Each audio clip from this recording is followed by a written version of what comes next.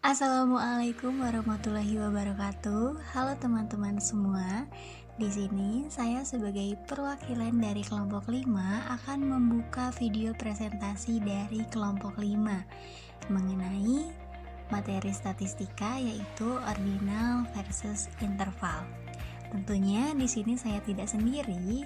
Saya ditemani oleh 4 rekan saya yaitu ada Gita, Nasya, Nisa, juga Hekal.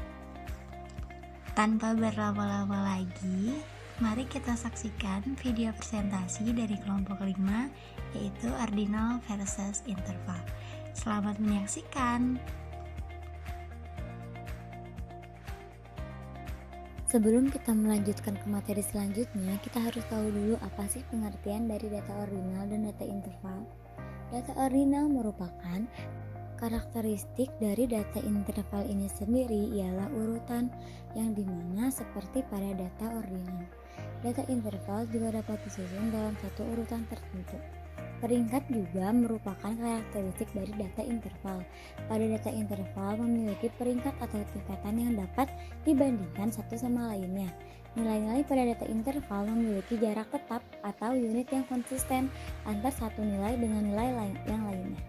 Yang dimana perbedaan antara 2 dan 3 pada skala interval memiliki arti yang sama seperti perbandingan antara 7 dan 8. Namun, meskipun data interval memiliki karakteristik jarak tetap yang konsisten antara satu nilai dengan nilai yang lainnya, data interval tidak memiliki nilai mutlak atau nol yang menyatakan ketiadaan sifat diukur sama seperti nilai ordinal.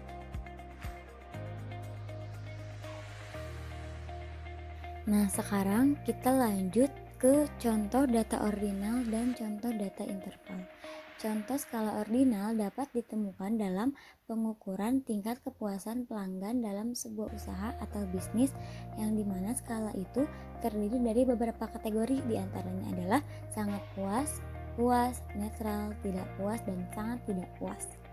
Adapun studi kasus yang terjadi di lingkungan kita seperti analisis tingkat kepuasan wali murid terhadap pendidikan dan infrastruktur sekolah dan lain sebagainya. Nah, kalau misalkan contoh interval itu yang sering kita temukan di kehidupan sehari-hari ialah dalam pengukuran skor kualitas layanan. Skala interval terdiri dari rentang nilai yang memiliki jarak tetap dari 0 mutlak seperti rentang skor 0 hingga 100 yang dimana 0 sangat tidak puas, 25 tidak puas, 50 netral, 75 puas, dan 100 sangat puas. Dalam studi kasus skala interval seperti skor layanan bimbingan konseling di Sekolah Menengah Pertama Bandung. Pada studi kasus ini, kita dapat mengukur skor kualitas layanan bimbingan konseling di sekolah menggunakan skala interval. Pada studi kasus ini, tentu dapat menggambarkan bagaimana skala interval digunakan dalam mengukur skor kualitas layanan dengan tingkat presisi yang lebih tinggi dibandingkan dengan skala ordinal. Analisis data interval memungkinkan pemahaman yang lebih mendalam tentang kinerja dan preferensi kualitas layanan yang lebih terstruktur. Di sini saya ingin menjelaskan yaitu persamaan data ordinal dan data interval. Jadi data ordinal dan data interval itu sama-sama merupakan jenis data kuantitatif. Data ordinal adalah data yang memiliki peringkat atau kedudukan, sedangkan data interval adalah data yang memiliki jarak antara satu data dengan data yang lain dan mempunyai bobot yang sama. Lalu di sini juga ada persamaan lainnya, yaitu yang pertama ada urutan atau ranking.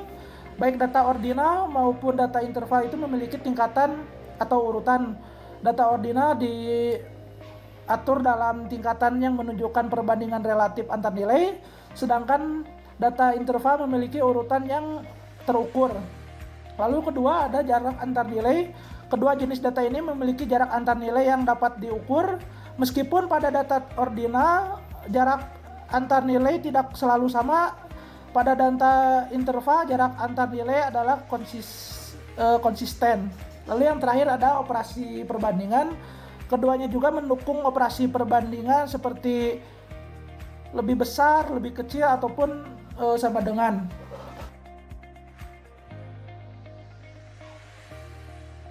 Perbedaan data ordinal dengan data interval. Data ordinal sendiri adalah data yang memiliki nama, juga memiliki peringkat atau urutan. Angka yang diberikan dalam data ordinal mengandung tingkatan. Data ordinal digunakan untuk mengurutkan objek dari yang paling rendah sampai yang paling tinggi, atau sebaliknya. Ukuran ini tidak memberikan nilai absolut terhadap objek, tetapi hanya memberikan peringkat saja.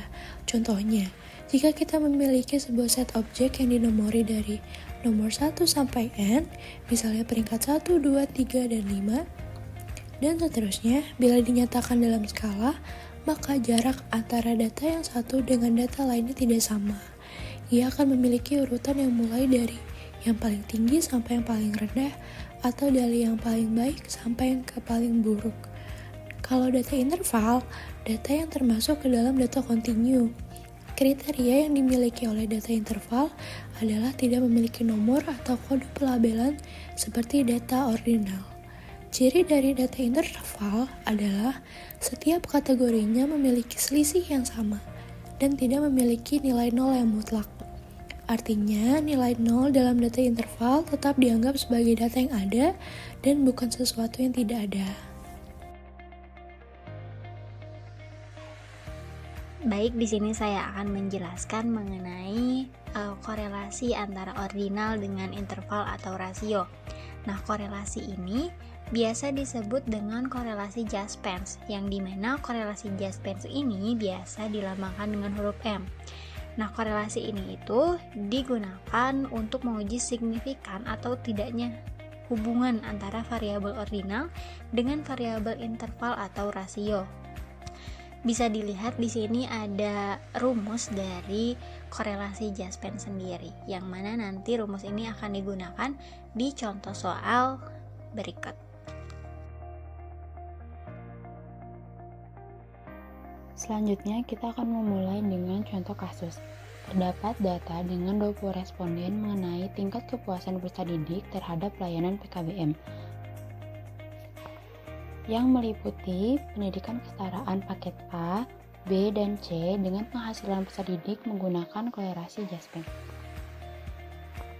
Terdapat 4 tingkat kepuasan. Yang pertama adalah tidak puas, yang kedua adalah cukup puas, yang ketiga adalah puas, dan yang keempat adalah sangat puas. Pada tingkat tidak puas, dengan angka 25 mengartikan bahwa peserta didik memiliki penghasilan sebesar 2,5 juta rupiah. 15 berarti 1.500.000 dan seterusnya.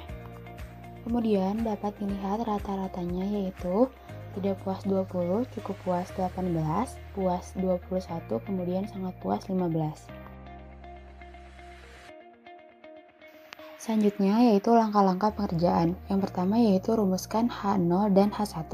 H0 itu berarti tidak terdapat hubungan signifikan antara dengan. Kemudian H1 terdapat hubungan signifikan antara dan dengan. Kemudian yang kedua yaitu analisa korelasi yang berkaitan dengan Jaspers.